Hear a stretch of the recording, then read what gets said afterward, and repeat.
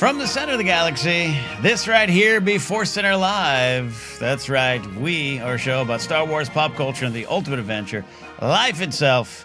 I'm Ken Knapsack. I be Jen Landa.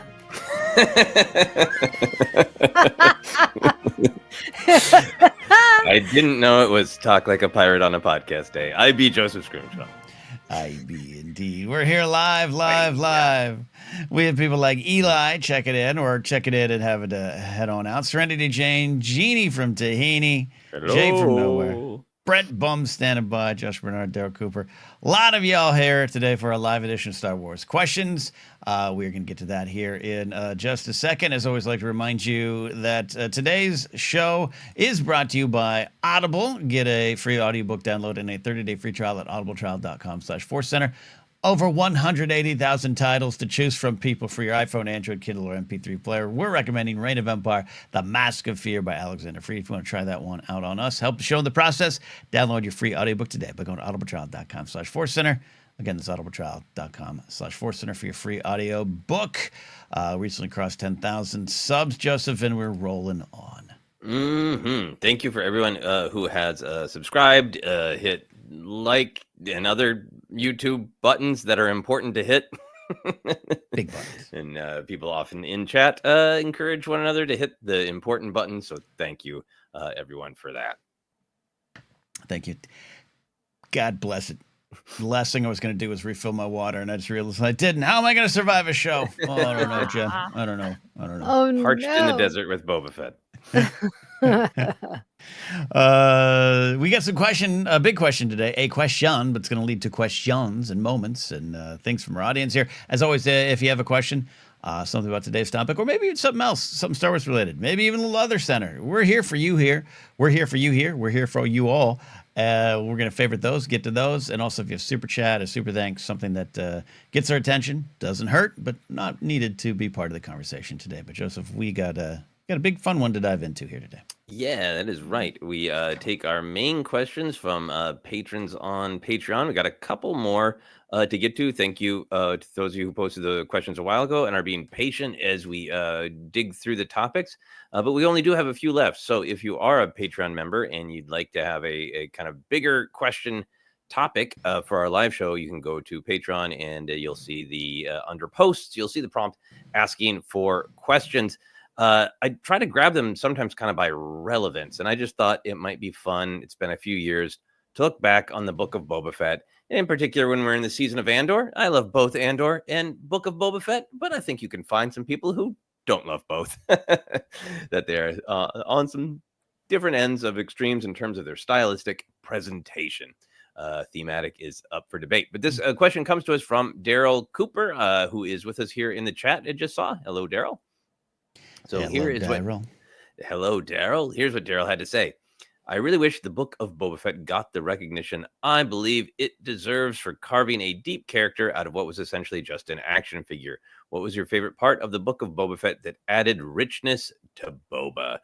We will get to that, and definitely understand where Daryl is coming from, describing Boba as an action figure, because a lot of his appeal over the years, particularly if you talk to people of our general age who grew up with the original trilogy, of like the unknown masked mercenary, and the mystery was part of the fun. But I do want to caveat that for big fans of the EU, that Boba Fett got developed a little bit more there, and that I will argue that the path to Book of Boba Fett to making him a more fleshed out character begins in Attack of the Clones and continues through the Clone Wars. And that's definitely one of the things that I really appreciated about Book of Boba Fett, is taking those first steps that began in Attack of the Clones in the Clone Wars and really bringing them full on to live action, to adult Temuera Morrison, and really making him a fully fledged character in the galaxy. So we can get into all the details and nuances of that, but I feel like it's been a little while since the three of us have just checked in on big picture, how we're feeling about Book of Boba Fett these days, if we're all still fans. Jennifer, you liked it when it came out. You still like it now, right? I love it. It is very, very different from Andor. I actually watched episode 2 this morning, and it took me a moment to get back into it.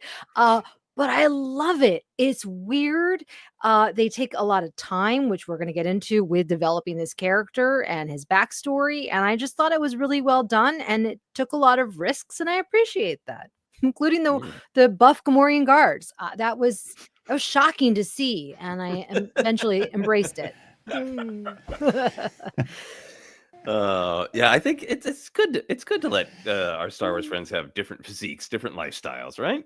Yes, yes, Yeah, absolutely. yeah. Ken, how do you feel these days about Book of Boba Fett and the buff Gamorrean guards?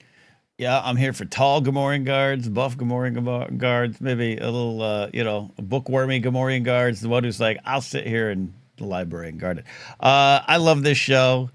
I find myself defensive of the show because this one seems to be brought up the most when people want to use one show to as a bludgeon against another one. This one comes up. I do acknowledge that, yeah, it's wild. It's not perfect. It's in many ways, I will hear people levy their complaints against it, and I go, yeah, I get you. Oh yeah, you're not wrong. Yeah, but for me, I just love everything about it. And that includes a lot of what we're going to talk about here today. The taking of the man with the mask. And you're right, Joseph. Starting with Attack of the Clones, we had already pulled the mask off and started to analyze what was there and who made that fearless and fearsome bounty hunter that we all loved. But my relationship with Boba Fett over the years had kind of, like, we're talking past 83 to mid 2010s. Boba Fett wasn't one of my favorites. The design, the character, yeah, everything about it, great. But it was studying more the Clone Wars and his appearances in there. And it was this show that just really kind of made me love Boba Fett and what he was going through. So I'm defensive of the series. It doesn't need my defense, but I stand by it always. Good. Yeah, I feel the same way. I think I love the show. It is pulpy and weird. It is political and grounded because the politics he gets into in Tatooine are real things, right?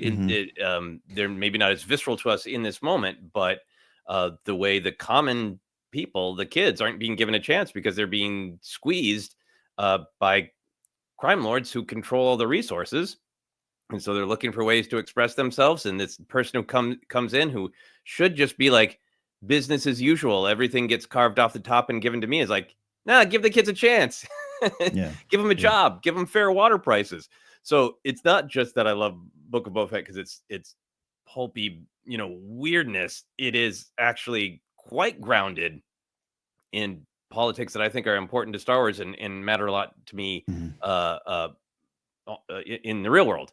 And then there is just all of the Boba Fett, and I said this many times when it came out, of just the merging of both Boba Fetts. I think it's both Boba Fetts that I loved over the years. It's the original trilogy, pretty ruthless killer who doesn't speak much and says exactly what he means, combined with this wounded child trying to decide who he actually wants to be when he grows up, many years after he is actually grown up, is all pretty deep and meaningful stuff. And then there's the structure of it, of like, I say a lot of times that Attack of the Clones is my favorite Star Wars to watch. I think it's because it's just so wild and unafraid of its choices and kind of in love with itself, even when its choices are weird.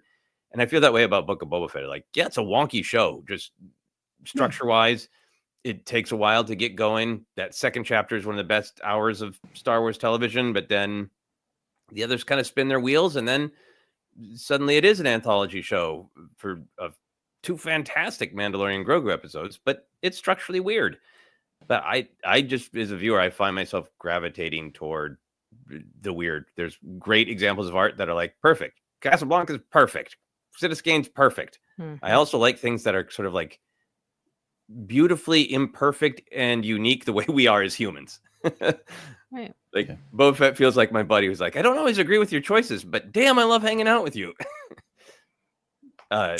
Jennifer, do you have any thoughts about like the structure and just kind of like the feel of it?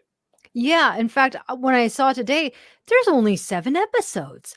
That's not a lot of episodes. It felt like a lot more. And one of the things that I'd struggled with was I felt like the storyline with the Tuscan tribe could have gone on longer. We Mhm. could have spent even more time with them. Some people on Reddit were suggesting the first season could have been that, which I can agree. And it maybe because there was even now I couldn't tell you. I'm like, okay, wait. Luke came in somewhere in Book of Boba Fett, right? Like I all the time we're like having conversations. I'm like, that was in the Mandalorian. You guys are like the Book of Boba Fett. I'm like, oh, that's right. Like there's only a few things that I remember that specifically felt unique to Book of Boba Fett. Having the Mandalorian and Grogu appear. I don't know. I mean, they're great. It's a great episode, the one that I'm thinking of, but yeah. If one actually the finale. Oh. I didn't mean to hit that, but I'm Oh yeah, I'm trying sorry. to even remember the Yeah. the Finale is some finale. of the best action Oh. in Star Wars. Yes, absolutely, Daryl. Yeah. Yeah, that's massive. We got a lot of great comments, a lot of great people weighing in on what they like about Book of Boba Fett. But Ken, I want to ask you real quick Mhm. how you feel these days about sort of the structure that the structure, some of the kind of the styles of storytelling that is it a little wonky, and do you love it despite its sort of wobbliness sometimes? I fall down on the side of love it. I love the decision of including Luke and Ahsoka and Mandalorian and Grogu, because this is a show that's very much about a lot of things, but also about the building, or in some cases rebuilding of community, and there's so many thematic connections between that Mando episode, which is one of my favorite episodes of Star Wars, the Tales of Two Mothers going on there, and connected to Boba Fett. But it's one of those at parties. I no longer get grumpy about it when someone and then they wedged Mando in there that Bob Iger said that you got to get Grogu in. I walk away from those folks and just go enjoy the weird, wild show that I love. Yeah, Smart move. yeah, I think that's where it comes down to for me. But part of what it is I think one of the other things that I do really appreciate about it is I've had debates with friends in the industry who think it's an example of it's all corporate storytelling. There are 800 people at the table, so they make a big mess. And like, I just think like, no, Jon Favreau actually just had a lot of power because of the success of Mando and Grogu, and he just made a weird show that he wanted to make Mhm. Yeah, with real minimal dialogue and wild choices because he could.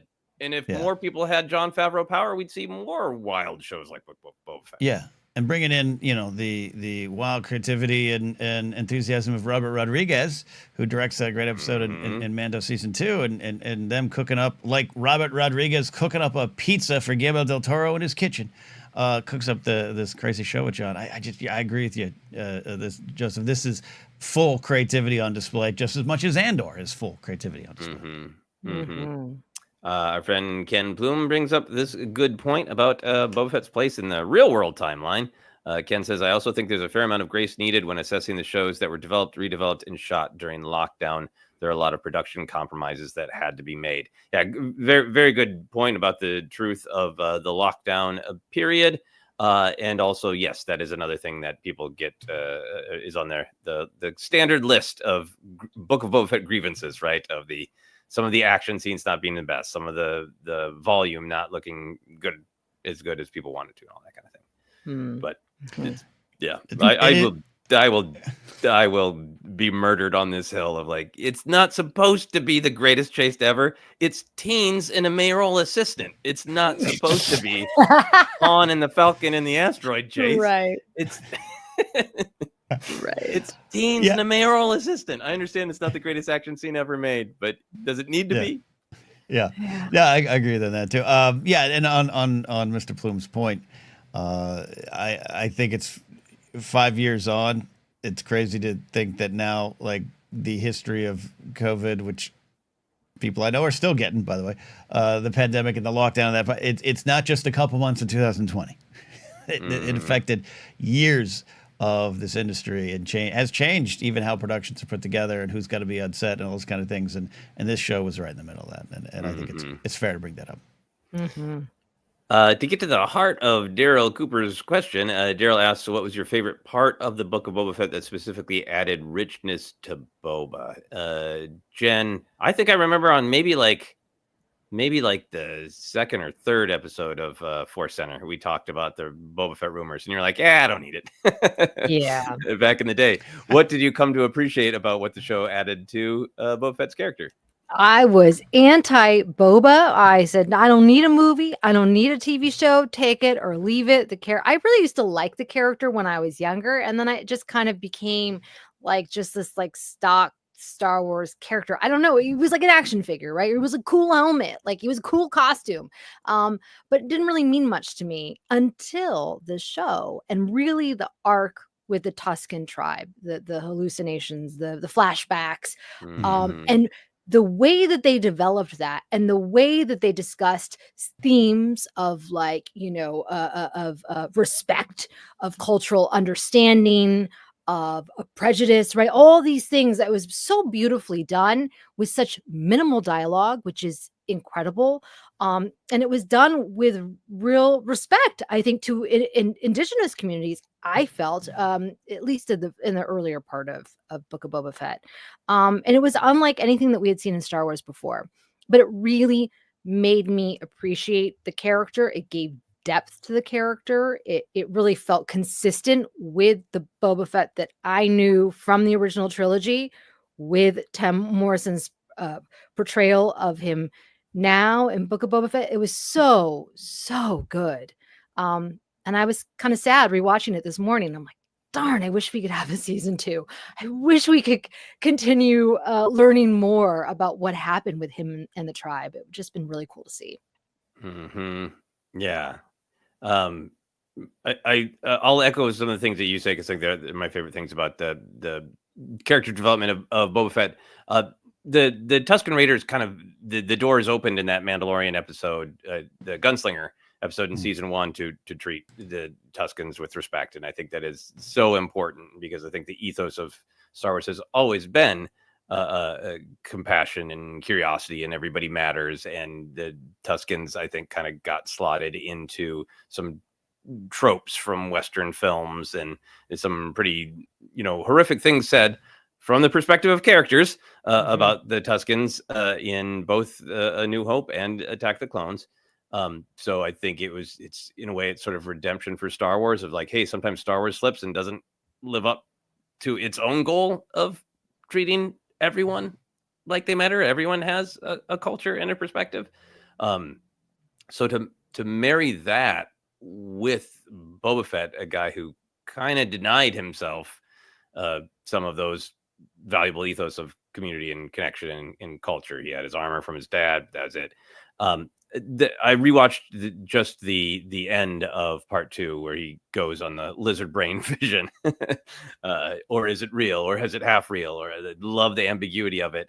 But more than anything, I love that that first episode where he meets the Tusken tribe, and he sees himself in the different roles that we will know Boba Fett as a child who is being formed and needs parents, as a warrior who is prideful of being a warrior, but also just sent out to do other people's missions, and as a leader, somebody who could make decisions for themselves and have the responsibility of being there for a community. And in those 3 figures he meets within the Tusken community, I love how much his vision is flashing through those, the trauma of his childhood, the trauma of where he ended up as a warrior, wrapped in the Sarlacc and wrapped in all that pain and loss and anger, and then making that choice to become a part of the community and eventually a leader in sort of in defiance of his past trauma is fabulous. So everything that happens with him after that follows from that choice to be like, no, I want to be a leader, and I'm going to be in charge of myself, and I'm going to be responsible for my people, my community. Ken, what are your favorite layers of richness added to Boba Fett, the Book of Boba Fett? Yeah, first of all, I want to acknowledge you had done a wonderful breakdown of the child, the warrior, and the leader, and Alex had asked you to put it on Star Wars Explained, right? And that is actually kind of the reason we're here with Faces. Our YouTube channel had kind of been a thing that was there, audio versions were put up, and then that wonderful inclusion of your words on Alex's video brought a large chunk of subscribers in a short amount of time to this channel, and we were like, all right, maybe it's finally time after about 10 years to look at YouTube. And we just recently crossed a humble 10K, and we're really happy for that. So we owe a lot to Book of Boba Fett, too, while we're here and continuing to roll. Yeah, and out of those three things are kind of where I look at the layers of Boba Fett. I've talked often, so I'll mention it in a shorter way here, but the Danny Trejo appearance as the Rancor Keeper, the great scene with him and Boba Fett and the Rancor about to imprint on him. But just, I think it's so powerful to choose Danny Trejo, a man who's had a lot of labels put on him in life, and some of them as an actor as well in the parts he played, but a lot of labels put on him by society. Addict, a felon, gang member, anything like that, and all true to his existence. But to have him to sit here and tell this great masked warrior that you don't have to be what society trains and tells you to be. You could be something else. And just to have that translate to a smile on Boba Fett's face as he pets a Rancor, because he connects to this Rancor that is a dangerous beast, according to most of the people in Star Wars, and can be when we see it in action. I love that scene. I love that it's Danny Trejo delivering that scene in that moment. So that's one of my favorite moments I've talked about often. There's a couple others, but the scene with Fennec Shand talking about, enough, let's do it for ourselves. But we talked about in our breakdown early on when he's the mighty daimyo, and he's walking. His feet are on the ground of the city he now rules. And the importance of leadership needing to be on the ground and stay connected to the people that they are leading. Versus the twins being carried in, versus everyone going, "Oh, I'm so sorry." Garza Fwip, a character we love. "I'm so sorry. I didn't hear you being carried in. Now I'm walking. I'm walking here, but I'm walking on the ground that is that I'm in charge of now. Took by force, took by power, whatever. But it's a powerful reminder of leading from the front and leading from the ground. And I love that Boba Fett was the character for that. Yeah, it's a pretty good one to bring up right now with leaders. Yeah. The other thing I love about that Rancor scene is my reading of it is I'm paraphrasing what the Rancor Keeper says, but just because the Rancors are very strong and capable of fighting, that's what the only thing people expect them to do. That's what they train them to do. So I really love that it's a message of not like what you are is wrong and you should be something different. It's that this core value isn't your only thing. To me, it's like an anti-branding message from Danny Trejo of like, you can be more than one thing. And that fierceness and that warrior is a part of you. And it's a part of the Rancor that doesn't have to be all that you are. Yeah. That's good stuff. Yeah. That's good stuff. Jeez. Yeah. And it's just the writing style that Favreau went for that is so minimal. And I understand, like we've talked about recently, about like dialogue coming out flat and a lot of stoic characters, and Fennec and Boba are pretty blunt and exposition-y at times in this show, but I feel like it's a real stylistic choice that makes these themes more interesting, because they aren't they're so bare and honest and raw. I don't know. I agree. We got a lot of comments, thoughts, questions, and stuff coming in. I've been trying to star some as we talk. Jennifer, do you see any that you would like to share or discuss? Let's see. There was one that piggybacking off of what? Yeah, there's so many good stuff here. Let's talk about them. Let's talk about them. Brian, thank you. The Vespas were one of the most George things in the Disney era. I love that. And I know people hated the color of their Vespas or space Vespas. And it just was so fitting for what are teenagers going to do when they're trying to rebel? They're going to stand out. They're going to go against what everyone else is doing. It's also why I loved that mod parlor. That to me, I was like, give me a whole storyline with this, underground mod culture. That was something that felt so fresh and so like, I don't know. I was like, oh, I want to learn more about that and what the youth are up to in Star Wars. Youths. Yeah, The and like how Utes. can they like, fight against oppression, and what can they do, and what is their angst? How do they deal with their Mm, angst? And mm. I don't know, by customizing Vespas, that's what they do. Hmm. Yeah, and I really appreciated how much the specific design of the most Vespas, as people are joking, um, are directly pulled from the film Quadrophenia. And I grew up Mm. loving the Who album Quadrophenia, and I don't know, some older kid told me it sucked when I was a kid, and so and I just What? was like, oh, the movie sucks, turns out, and then eventually like, that's not Criterion. I think I'll watch the movie of one of my favorite albums. And that movie, not only is it fantastic, it directly relates to the themes of Book of Boba Fett, or Book of Boba Fett directly relates to the themes. It's exactly Mm. what you're talking about, Jennifer. It's exploring what was happening to kids in the UK when they felt ground down by society, totally unheard, unrespected, told to stay in their lane, and they're just desperate to find a way to express themselves. So it's like Mm. it's a cinematic reference as well. Mm. Mhm. Yeah, and I remember the night of into the morning of, I didn't immediately hop on a Moss Vespa and love it, but when we discussed it and you connect with the themes, it really started to work for me on a level I wasn't expecting. And a lot of it, yeah, that sequence, like you said, Joseph, it's never going to be the best action sequence in Star Wars, but it's got some great moments. I love the Sophie Thatcher look down to David Pasquini there, and it's great. And but it was such a wonderful, deliberate choice. And even when I don't connect to things, as we've talked, there's some shows here I don't connect with as much as others do. Right? I just want to know the artists behind it. They've made a choice. They made this wonderful choice that I've only grown to appreciate more about this culture at this time. I'm right, Jen. I'm with you. Like, I don't want maybe it would be a series, but a 90-minute Disney Plus movie on the mods, Hmm. the mod parlor. But do it in a documentary style, like it's a BBC broadcast talking about the mod movement in the 70s. The Jam can play in the background. Like, I really love the choice of it, and it works for me, and has worked better over time too. Mm. Yeah, I want Luke's friends, Cammy and Fixer, Mm. to Yeah. have teens that they're trying to stop to getting into the mod community. Yes. Yeah. Don't paint your scooters. We do earth tones here. Yeah. It's all earth tones all the time and nothing else. Ken, do you see any questions or topics you'd like to grab? Well, first of all, Super Chat for Ken Plume. Now we can get Cobb Vanth and the Mod Squad. They are playing at Coachella next year, I think. No, Wow. great stuff there. Up top there was there it is. Brent Bum standing by, letting Tem Morrison stretch his comedic legs. Understand some people would have preferred the Stoic Killer, but honestly, I feel like it brought some life to a character I was always lukewarm on.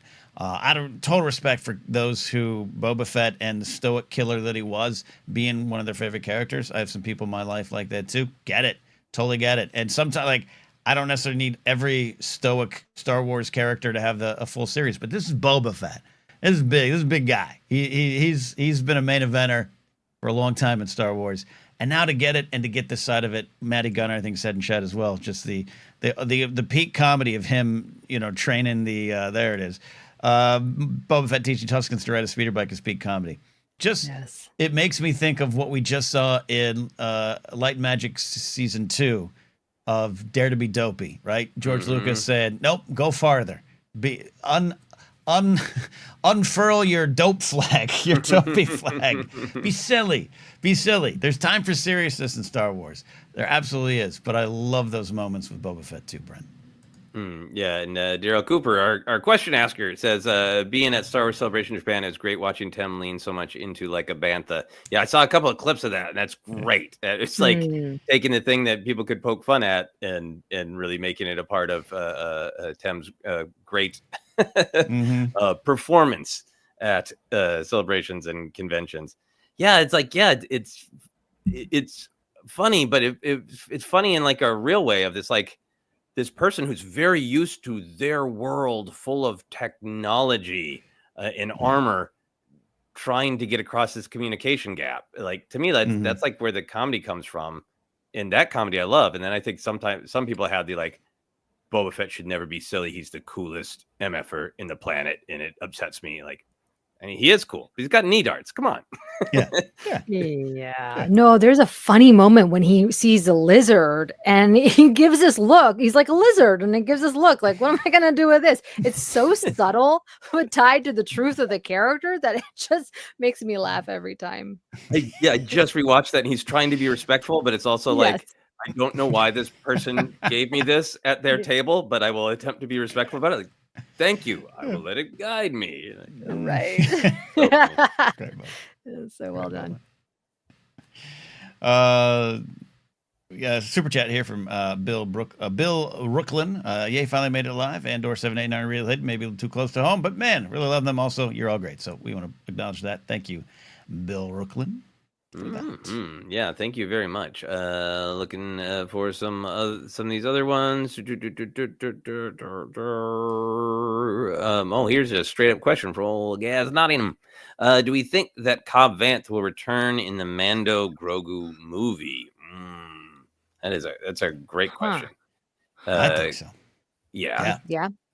Half robotic Cobb Vanth. Yeah. Oh, that's right, because he's getting his cyber tummy. Oh, yeah. Or cyber. He was shot higher up, right? Higher up. Yeah. Cyber pecs, right? Yeah. Yeah. I think you got. Come on, man. You got Timothy Oliphant. Slide him into that film. Yeah, he'll be doing the thing where the pecs go up and down, the flexing. Yeah, cyber pec flexing. Oh my gosh.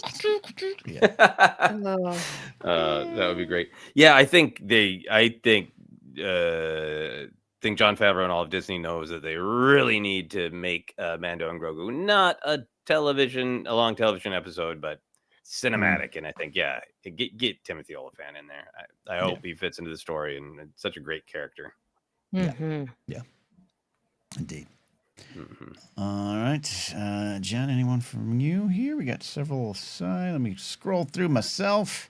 Yeah, exactly. Lauren just joined us and she's wanting to know, did we talk about the cool and colorful spirit bikes? Yes, we did, kind of. But there was also someone else here that said something. Where was it? Oh well. Was it about the speeders? Oh yeah, Marjo 32. I love the bike gang. People complain about all we are as brown and sand. Well, these kids thought that and found a way to stand out and show a rebel spirit. Exactly.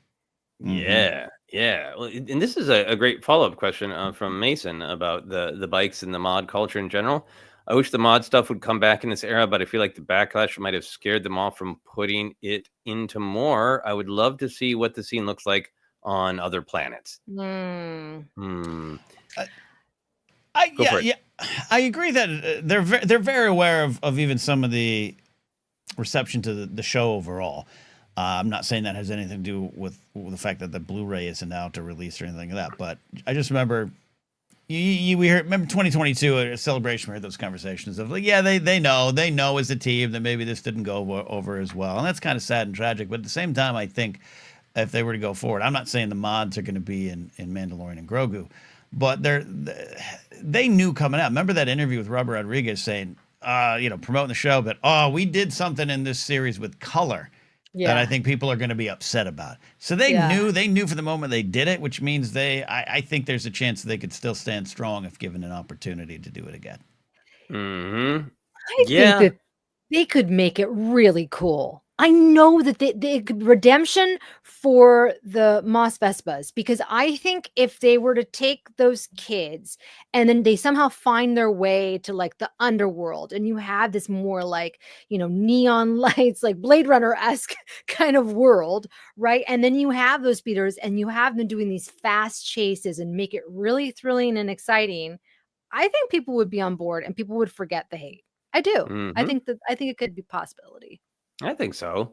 I think the biggest question for me is, does Dave Filoni like them? Because I think I think Dave's going to be doing a lot of the storytelling in that era, and I can see like a team of mods showing up at a vital moment in the battle against Thrawn kind of thing. Of Boba Fett sends some of his team, and they're all Vespa'd out. They all got knee darts and Vespas. I think that Filoni has learned so much from Lucas and tries to proceed the way George Lucas would. And I think one thing that George Lucas has done is like more often than not, when he did something and people didn't like it, he'd be like, cool, I'm going to double down on it. Yeah. Even to that, is the D Squad arc of Clone Wars really George's favorite? Or did he say that in an interview just to be daring? So like, I think if Filoni is on board with the Mos Vespas, then he'll be like, George would bring him back. I'm going to bring him back. Yeah. That little rebellious flannel streak. Mm-hmm. Yep. I like part of the question you pulled up there, Jen, too, is just what's this like at other parts of the galaxy at this time? The next generation's coming up and growing up under the shadow of the Galactic Civil War. We focus on the higher ups, the New Republic, rebuilding, all those kind of things. But on the ground, what are the kids thinking? And it's natural for them to do something different, right? That's the generational divide that always exists. So to explore it in other planets too would be fascinating. Oh my gosh! Now I want this. Yes, exactly, Brian Jackson, Mr. McClunky. An underworld crime biker gang series would be cool. It would be really cool. Get some teens, for the kids who are growing up with Star Wars now. So maybe like 5 years from now, it'd be perfect. Yeah, budget. Yeah. Got some other questions here. Yep. I love that the most of the hour is going to be about the biker gang. Okay, here's another general Boba Fett thought from Marjo32. I like that the show added how much Boba was willing to learn from anyone. Yeah, that's a great point. I mean, because he was definitely like, I learned from my Tusken experience. I'm going to be a coalition builder. I'm going to get Fennec Shand on my side.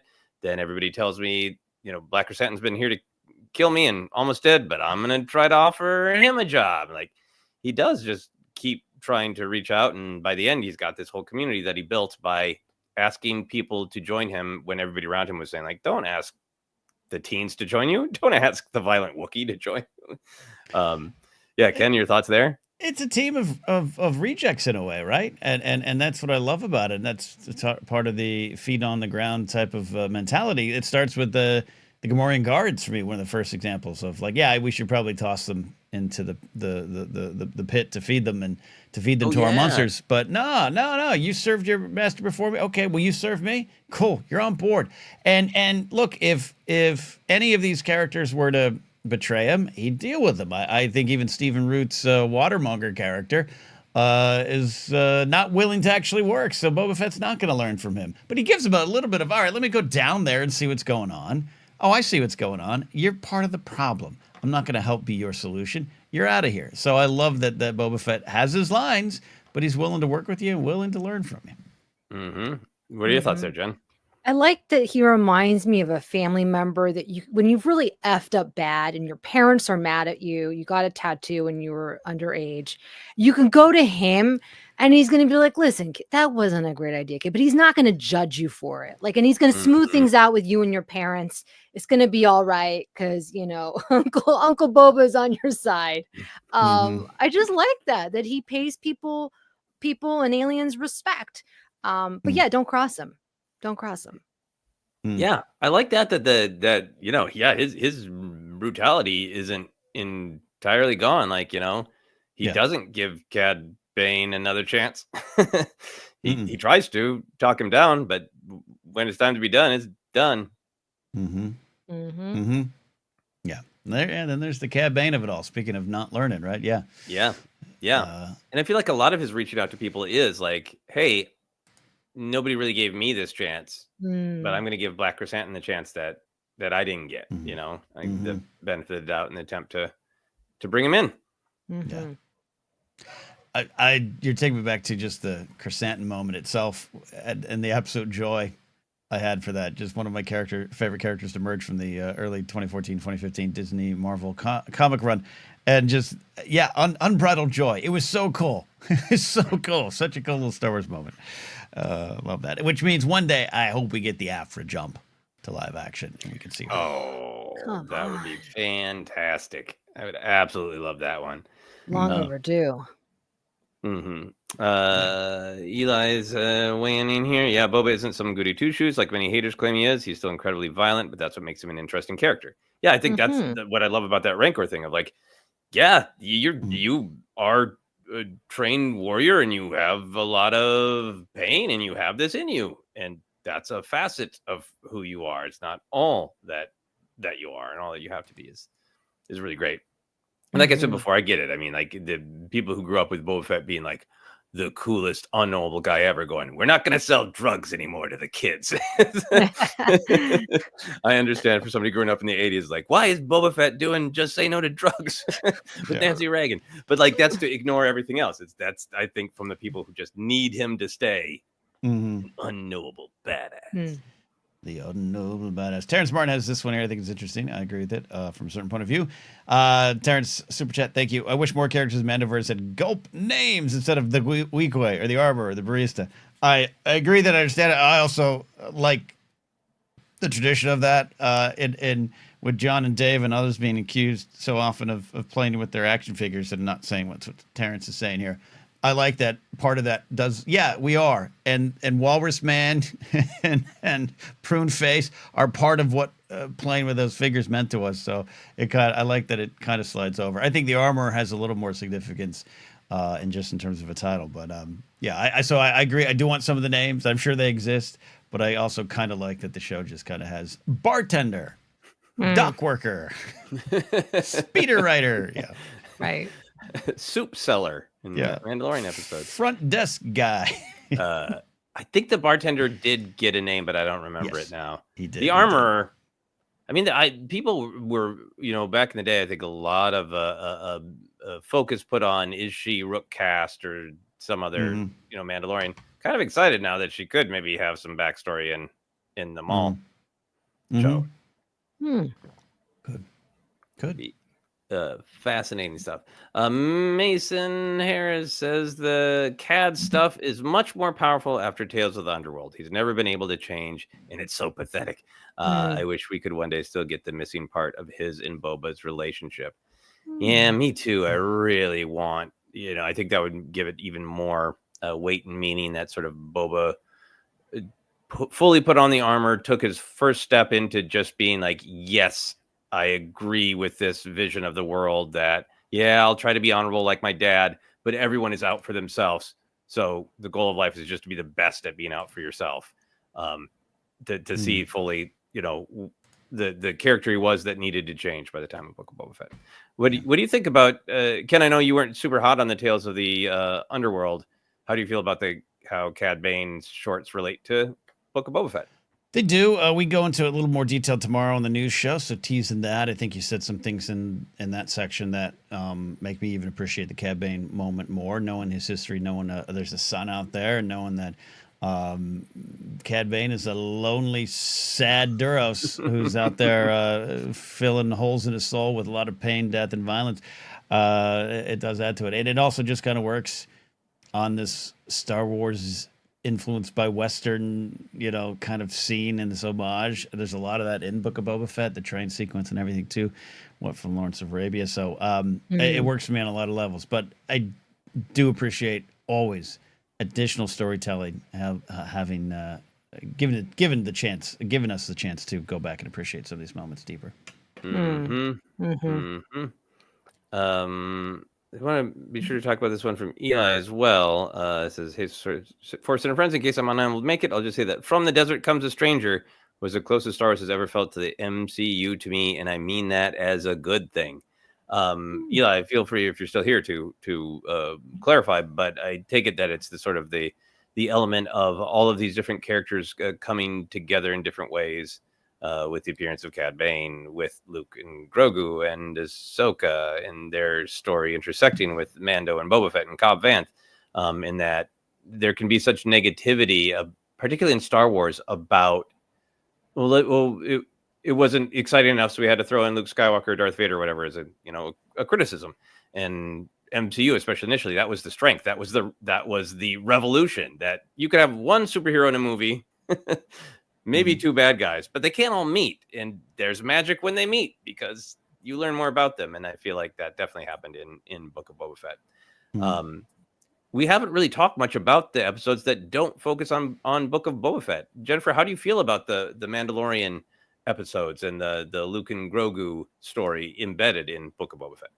I really liked that whole sequence. I thought that, and I've said this before, I thought that Luke with the deep fake technology was very, very good for me, much better because of time from when he was first introduced in The Mandalorian.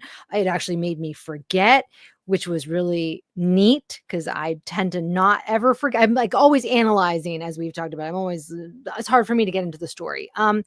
But yeah, it is a little confusing. Like I've mentioned, I sometimes forget. I'm like, well, when did that happen? And why did we leave what was going on with Boba Fett to focus on the Mandalorian and Grogu? All right. And I don't know what the choice was. I'm sure that there was a bigger reason why. Yeah. I think tease, there's some, like some real world stuff within Mm-hmm. Star Wars and Disney and whatnot. Mm-hmm. Ken, what are your thoughts? I know we've talked about a lot and I appreciate the individual episodes. Do you still enjoy them? I really do. I think they're two of my favorite Star Wars episodes. I think Bryce Dallas Howard's directing, and that first one, we've discussed a lot here on the feed about what those episodes mean to us, and just even from the N1 Starfighter to more.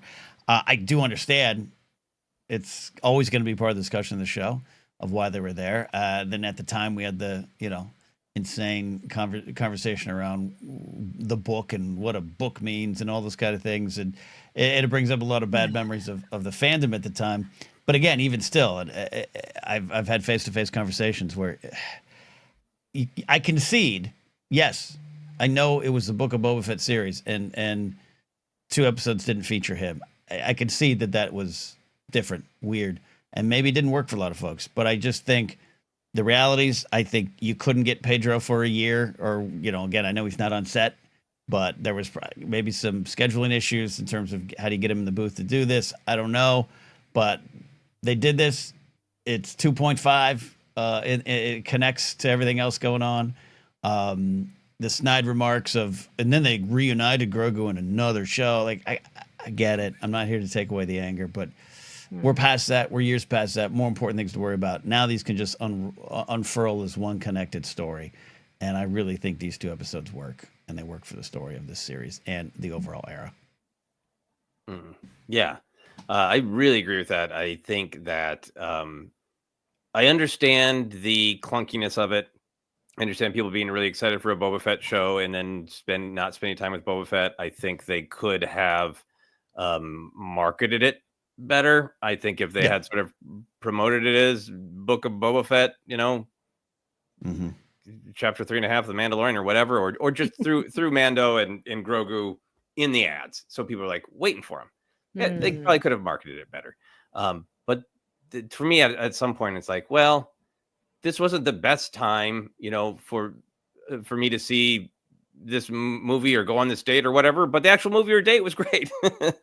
The Mando episode, I love to see his development. That we've described it as a tale of 2 moms, with the armor being sort of like very strict and restrictive, and Peli encouraging him to be creative and be himself. And the Luke Grogu stuff, that's some of my favorite Luke Skywalker storytelling. I feel it in my bones, that like the choice to be peaceful and for that scene of it's not just him like teaching Grogu what not to do by taking the frogs away. When he jumps up to the top of the reeds and just like lets Grogu feel how beautiful it is to be connected to the Force, and that it's not just a tool. It's like a reality, a presence. And then the payoff of Grogu just making the Rancor nap is so beautiful. Yeah. And if it all leads to that, it's worth it. If it all leads to Grogu and a Rancor napping.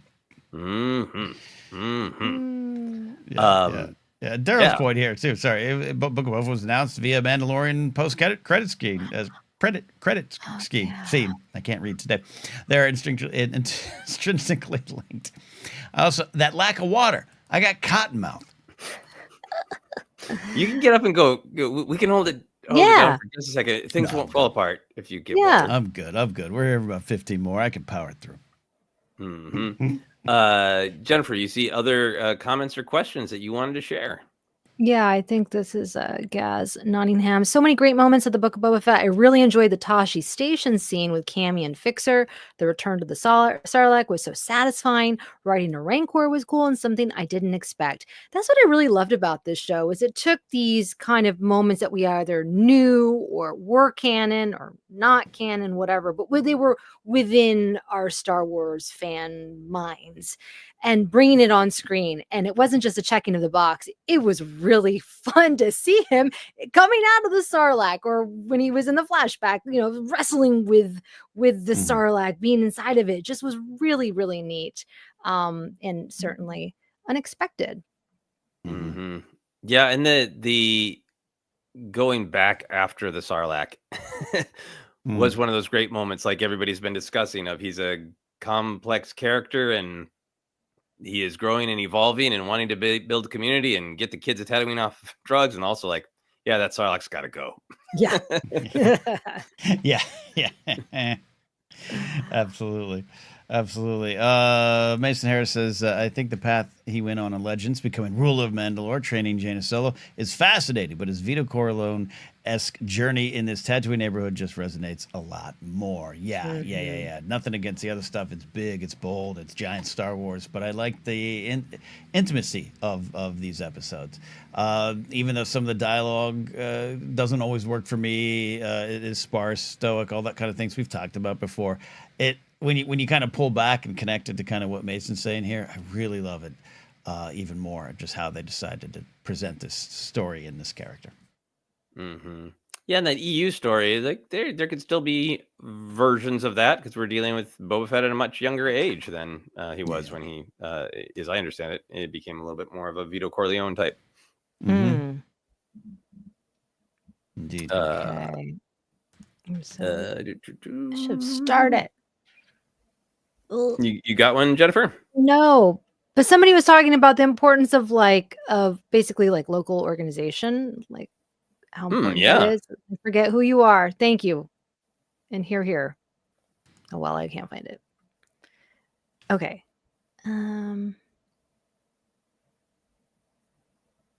Where else? Well, while you're looking, I'm going to pull this one up. Oh, yeah. Please move. James says, my Ray Harryhausen loving heart was thrilled to see that Sand Beast in the first episode. Yeah, I agree. I think so much of the Star Wars DNA comes from the Ray Harryhausen films. Not just the technology, but the feel of it and the fun of it, and the fantasy is important. So let's find a way and find a technology that looks beautiful to do it. And I think that was all there with the Sand Beast. And the story of that Sand Beast is great too. If you just kind of sent out to meet his end and finds a way to prove himself. It's great. We have, do you find it, Jen? I found a different one. I like this one. Marjo32. Love y'all. Boba Fett warms me inside. Danny and Robert are my heroes. Latinos in cinema are important. We have always been the base of Hollywood. Yes. And there was that clip of Oscar Isaac, which I shared on my Instagram, where he welcomed, who did he welcome to the Benjamin Pratt, that's right, the cabal, the Latino cabal. And it just was really, it's kind of amazing. And it's something I never imagined as a kid. Like we have Benjamin Pratt, Pedro Pascal, Oscar Isaac, who else? Who else am I missing? Robert Rodriguez, like so many Latinos, Adria Arjona, like, oh my gosh, like this is the world I always envisioned, the galaxy, and to see us represented in this way is just like, if only I could go back in time, but I'll take it now. I'll take it now for the future generations. Because we've been here. So. Been here. That's Indeed. great. Indeed. That is Marjo, great. that's a great point. Jimmy Smits, Diego Luna. Diego Luna. That's what it was. Oh my gosh. Yeah. Thank you, Amaranth.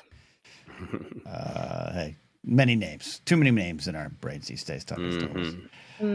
No, great one there. We got Neil saying, I really enjoyed Book of Boba Fett. all you start with is Boba escaping the Sarlacc pit. And then they made an incredible story out of a near-death experience and embracing a new and misunderstood culture. Yeah, great start to the series. And I do love that it was, a lot of people make the Patton Oswalt Parks and Rec reference. And yeah, that's what it should be. I wanted it no other way. Sarlacc pit, hand coming out. We're ready to go. I remember getting really excited. I think I actually said the words, "Oh, we're doing it," when I first watched the episode. Yeah. Oh man, that first. Yeah, he's coming out of the Sarlacc. He's picturing himself as a child on Camino. Mm-hmm. Beautiful stuff. Yeah. No, the Patton Oswalt thing is funny, but also like, how else are you going to have him escape? What other image are you going to use? Like, it was a funny joke, but the part of what was funny about it is like, it's the thing that all Star Wars fans would think of. Yes. Anyway. Yes. I want to share this from Brian Warren because I think it can get us talking about one of our favorite parts of Book of Boba Fett that we have not explored as much today. Brian Ward says, have we discussed the drummer droid yet? I think many people love the drummer droid. I'm particularly attached to him. Got my action figure coming that I get to open when I get back home to Los Angeles. But the drummer droid was my favorite, but there's a lot going on in Garsa Fwip's sanctuary. There's Garsa Fwip herself. There was the lessons with Black Chrysanthemum and the Trandoshans and the ability to change. There's all sorts of class and culture stuff going on. Fun of Max Rebo possibly escaping another moment of certain doom. Rebo Jennifer, what is your favorite part of all of the sanctuary in Garsa Fwip? Oh, I love Garsa Fwip. She just brings an elegance. I wish we could get more of that character just because she was such a fun addition to Star Wars.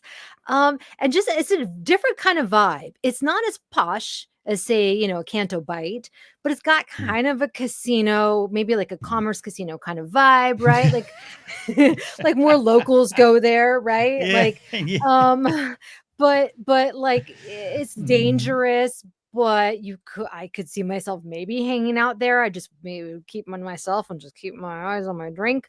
Black Chrysanthemum, I loved that character, bringing him to live action. There's just so much to love. And of course, your drummer droid, which is just, it's just so fun.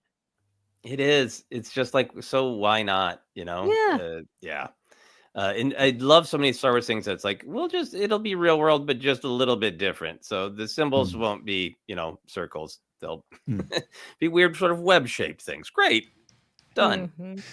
Ken? I love everything about it. We've celebrated Garsa Fwip as a character. R.I.P. Maybe. Max Rebo. Maybe. Hey, we didn't see everyone go. But love the use of it. Love the traditional Star Wars bar type of thing. And that's very present on Tatooine, right? But just updating it. And to your point, Jed, of, I don't know, turning it into like, it's not the utmost class, but it's kind of like one of those high-end restaurants in La Cienega that you can still get a good spot at the bar at, So little Stinking Rose or Lowry's. Yeah, that's right. The Stinking Rose. Little Lowry, maybe Lowry's. But it's got, where it's not an Applebee's, but it's also not the Four Seasons. So love everything about it. Yeah, the drummer droid. Your joy of the drummer droid, Joseph, is infectious. Seeing you take pictures of it in person at 2022 was a highlight. I do like Jay from Nowhere looking at our old show, Databank Brawl. Is it too late for a breath up versus drummer droid brawl? The Ewok drummer versus the droid drummer. Oh, can you imagine? Beautiful. Maybe. I think I like part of what I liked about the sanctuary. You're talking about like the safety level, Jen. It feels pretty safe. It feels like it's in like Applebee's out front in a gangster dive in the back. Like, I don't know. It feels a little, there's so much in the whole Mandoverse that's about like, hey, people are trying to change after the trauma of the Empire. And what forces will allow them to change and what forces won't.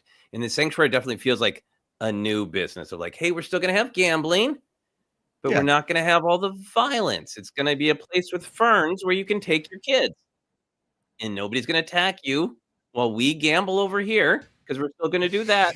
And maybe we'll make some deals in the back, but it's going to be pleasant. They hope Circus would be. Now, what was this around the same time? Does anyone remember when they released was it Gentle Giant or Sideshow Collectibles, where they released the bust of Max Rebo? Or maybe it was just the art came out from Phil Tippett, where the debate around his arms or his legs playing his organ. And I feel like that debate kind of seeped into the book of Boba Fett. And I don't know if it was because of just the timing, but I just remember really watching Max intently. Like, I believe those are his arms. I don't care I don't think that they're his legs, but I don't know. Yeah, I know what you're talking about. I can't remember the exact timing on. Maybe the audience will help us, but I just love that anytime Max shows up, the arms versus butt debate emerges. Look, whatever limbs he's playing with, he's great at stopping a song when there's danger in the air. That's what matters. Yes, thank you, Ken. Yes, Regal Robot. That's it. Yeah, Rebo Maquette. Love that. We've got a couple more here in the minutes we have left.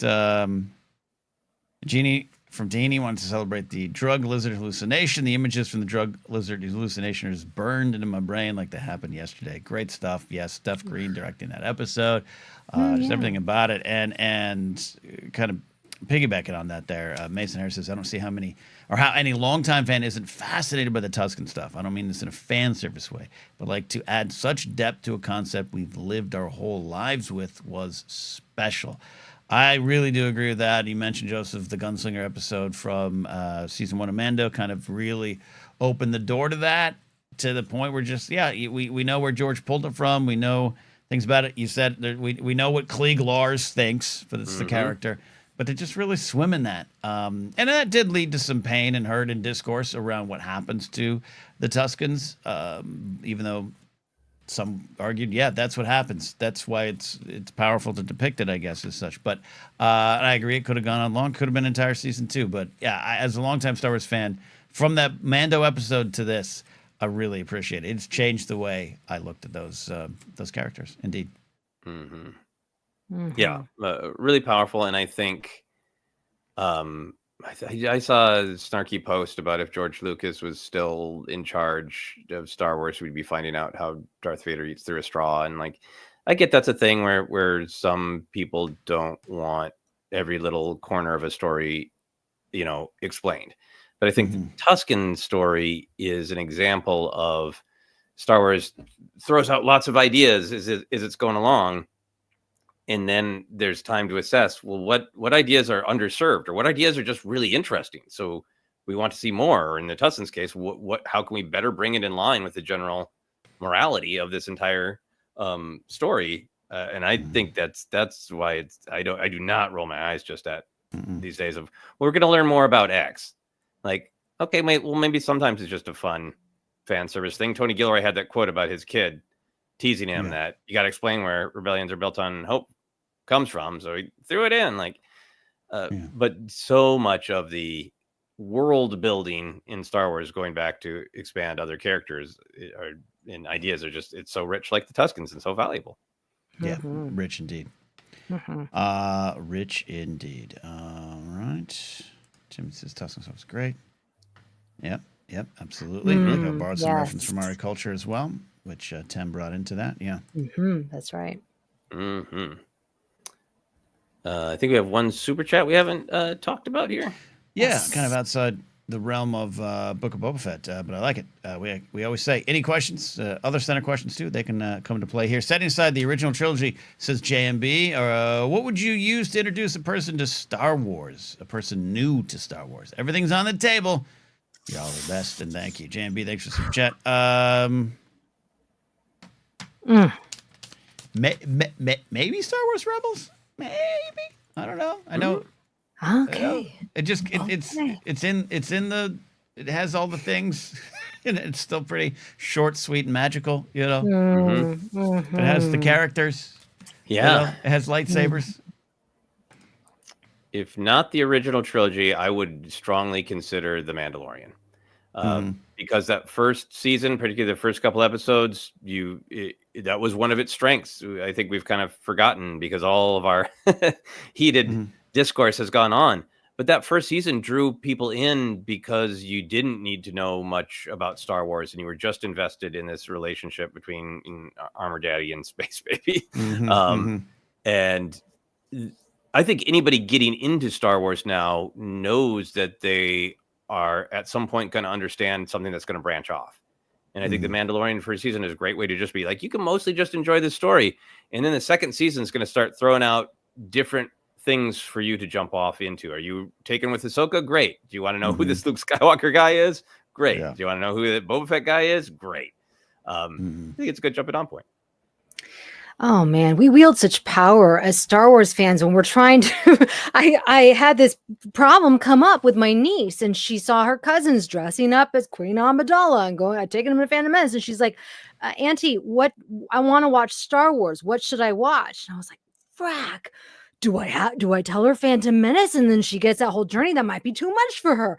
And so I didn't even think about Skeleton Crew, JMB. That's such a good point. Gosh darn it, I should go back. I don't think she's watched anything yet. Or Rebels, like you all are saying. I told her, I was like, A New Hope because of Princess Leia, because I know that she's gonna love that. And it feels very like safe, and I feel like it's giving her like the foundation of what Star Wars is, with the Force and like the adventure and the fun. But now I'm really second guessing myself, because it's like we want them to be introduced to it, and you want them to enjoy it and keep going with it. It is a big responsibility that we have. Yeah. All right. You're right. You got Solo as a fun introduction. Juan says, why not the prequels? It does explain the beginning of Star Wars overall, especially for kids. I like Jay for Nowhere's answer. Solo for fun, Rogue One for war. That could work. But yeah, Force Awakens. Force Awakens is going to be too. It's one of the things where I feel like I need to sit with her to help her. It might be. I think that one of those things where I don't feel like I could. How do I introduce her to the Last Jedi? Like, you know what I mean? Once we go down the Force Awakens path, I don't know, guys. Forever will dominate your destiny. Yes. Yeah. Look, JMB's question says, "Hey, remove the original trilogy." But for your situation, Jen, 11. You have all the. I think Episode 4 is still the choice. That's still the introduction into first steps into a larger world. Eli says Skeleton Crew is another good choice, even though it's hardly a secret anymore. I'd want to preserve that Empire Strikes Back Vader twist. I have friends who are watching Star Wars with a friend who hasn't seen it, and preserving that twist is a beautiful and rare thing to be able to do these days. Yeah. Someone. Not Force Awakens, you'll have more questions. Exactly. Yeah. And then we can lead into The Last Jedi. How am I going to explain this toxic relationship to her? We are rounding the corner of the final bend here. Lauren Romo says, I introduced a friend to Star Wars a few years back and started with episode 1 and went through the movies in number order. It was interesting and fun to experience for them. Yeah, there's that as well. Yeah, I had a friend years ago who had his wife not experienced it culturally, and they did the whole 1 through 6 watch at the time, and she was heartbroken when Anakin fell to the dark side. Had no idea. So that's kind of fun. All right, let's power through some Star Wars here. Eli, I really think it's a damn shame Book of Boba Fett probably not get a second season because I think there's so much potential there. Actually wrote a fanfic pitch for myself. There you go, Eli. Yeah, it is sad. I don't have a lot of hopes for all of it or parts of it continuing in The Mandalorian and Grogu. Unless things are secret. Boba Fett belongs there. I'd love to see it. He's there. He's on Tatooine. You can plug into him and that storyline anytime you want. But I'd love to see more. I wish that there would be a second season, but I feel very grateful that unlike poor The Acolyte, that this one season of Book of Boba Fett feels very complete for me. And I think with all the storytelling that Filoni and Favreau are doing in this era, that there's still the possibility of Boba Fett showing up. Exactly.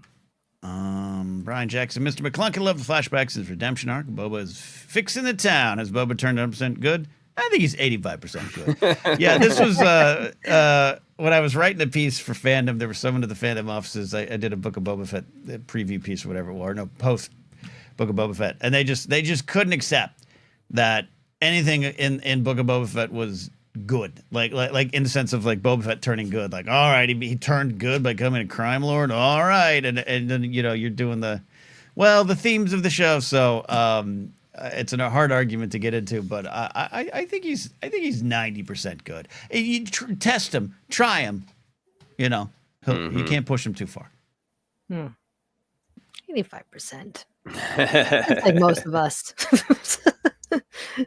Yeah. I'm 75 at my best.